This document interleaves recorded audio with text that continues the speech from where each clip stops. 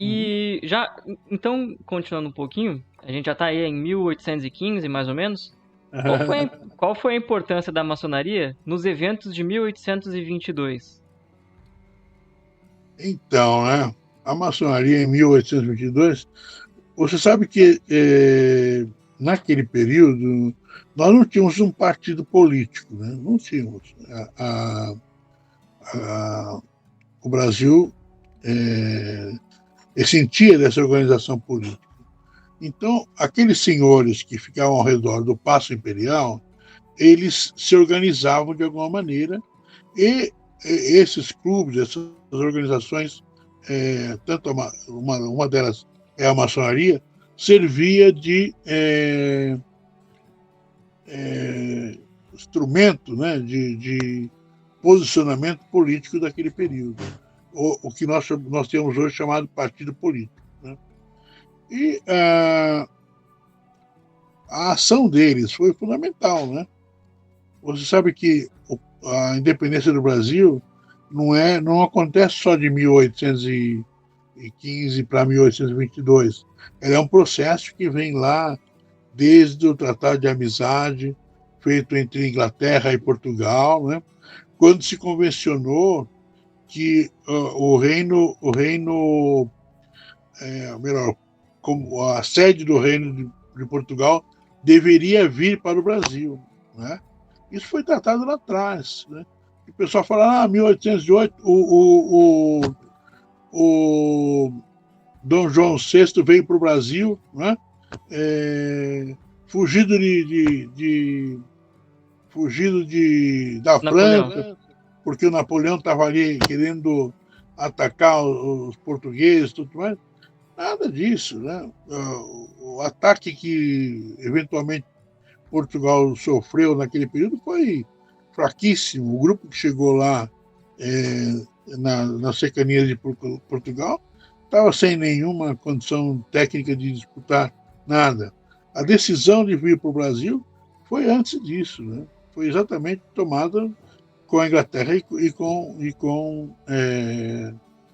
o governo português. Né? E aí, daí para cá, há um processo grande para poder chegar na independência. Como funcionou os nossos irmãos? Eles todos preparados lá em Portugal, né, formados lá e tudo mais, vieram para cá, juntamente com a corte, alguns depois, outros antes, né, e começaram a provocar a separação do Brasil de Portugal. Né. Dom Pedro foi iniciado maçom, não precisaria ser, né, não precisaria ser, mas foi. Né. Depois, como ele foi iniciado, o imperador, por força de lei, né, por força de lei, ele é o dirigente máximo da Claro. organização. Se o imperador tiver em qualquer lugar que ele não que ele seja presente, ele assume a presidência. É igual o grão-mestre nas lojas maçônicas. Ele assume a presidência da loja por natureza da própria função. O imperador é igual. Então ele assumiu. Aí o pessoal critica que ele fechou. Olha, ele era o imperador, ele era o grão-mestre, ele abria e fechava, fechou. Simplesmente assim, não foi traidor, não foi nada. Simplesmente fechou porque ele tinha. O pessoal começou a discutir muito, né? Formaram dois grupos, um grupo formado com a liderança do Bonifácio e outro com a liderança do Ledo, né? Um republicano e outro monarquista, começaram a fazer discussão, brigar e fechou. Né? O Ledo foi exilado, o Bonifácio também foi, quer dizer, todo mundo. Foi uma guerra, quando eu uso a palavra guerra, é um negócio meio estranho, pode parecer uma luta. Vamos dizer assim, foi uma disputa bastante intensa naquele período, mas a maçonaria ajudou, carreou mesmo para as soluções que nós tivemos. Né? Dizem, inclusive, que a Declaração da Independência não foi bem no dia 7 de setembro, né?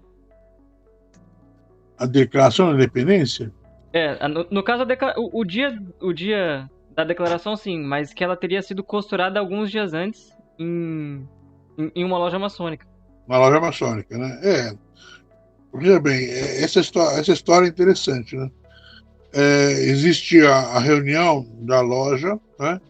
E nessa reunião da loja, o Gonçalves Ledo era o primeiro vigilante, não é?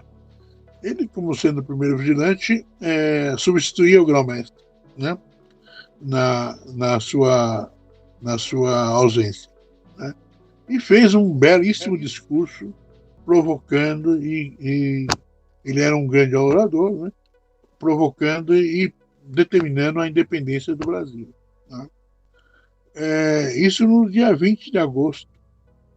Dia 20 de agosto. Há controvérsias também nesse negócio de conta data, eu não quero entrar nesse detalhe porque vão ficar no que está demarcado, né? Então, no dia 20 de agosto, eles fizeram essa declaração da independência dentro da loja maçônica. E essa correspondência, informando a decisão da loja, né, foi levada para o Dom Pedro, que estava em viagem, né, que estava trabalhando para apaziguar as regiões que estavam nervosas, estavam tensas, né? E então essa carta foi levada.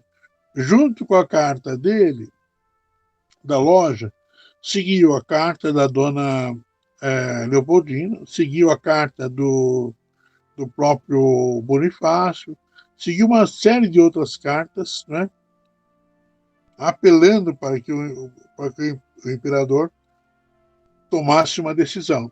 Aí é uma situação que ele deveria entender.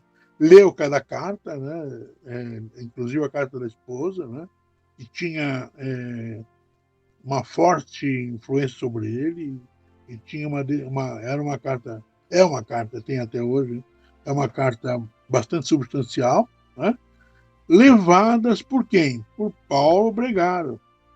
E quem era Paulo Bregaro? Mestre maçom, não é? Então, nós entendemos que a maçonaria designou o carteiro, que ele era o carteiro do rei, né? E do imperador, aliás, carteiro do imperador, mas ligado à maçonaria. Para quê? Para que as cartas chegassem intactas, sem nenhuma novidade. E aí ele recebeu essas cartas lá e lançou mão. E qual foi o brado que ele falou lá? Independência ou morte? Isso. Independência ou morte significava o quê? 1/4 de hora de estudos de um grupo da maçonaria chamado Apostolado, né, que era liderado pelo José Bonifácio. Então, ele simplesmente ele veio para ele na memória aquele 1/4 de hora de estudos onde já se tratava da independência da maçonaria, perdão, da independência do Brasil, né? E ele simplesmente lançou aquele brado: independência ou morte, né?